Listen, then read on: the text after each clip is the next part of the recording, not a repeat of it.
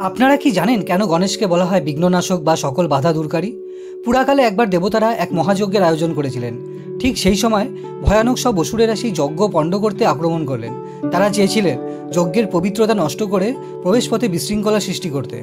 কিন্তু অসুরেরা তাদের অভিষ্ট লক্ষ্যে পৌঁছানোর আগেই এক বিরাট বাধার সম্মুখীন হলেন। স্বয়ং গণেশ তাদের প্রবেশপথে বজ্রের মতো দাঁড়িয়ে রইলেন। সমস্ত বাধা ও অসুরদের গতিপথ তিনি আটকে দিলেন। গণেশের এই প্রতিরোধ ছিল এতটাই দৃঢ় যে কোনো অসুরই ভেতরে প্রবেশ করতে পারল না। অতঃপর অসুরদের সকল প্রচেষ্টা ব্যর্থ হলো। যজ্ঞ সফলভাবে সম্পন্ন হলো আর দেবতারা স্বস্তির নিঃশ্বাস ফেললেন। প্রসন্ন হয়ে দেবতারা তখন এক বাক্যে গণেশকে বললেন, হে গণেশ, তুমি আমাদের এই মহৎ কাজে সকল বাধা দূর করেছো। এখন থেকে তুমিই হবে বিঘ্ননাশক। মানুষের সকল বাধা ও বিঘ্ন তুমিই দূর করবে। সেই থেকে তিনি বিঘ্নহর্তা, যিনি ভক্তের পথে আসা সমস্ত প্রতিবন্ধকতা নিমেষে দূর করে দেন। আপনারা যদি ভগবান গণেশের ভক্ত হন তবে চ্যানেলটি সাবস্ক্রাইব করে লাইক, শেয়ার ও কমেন্ট করে দেবেন।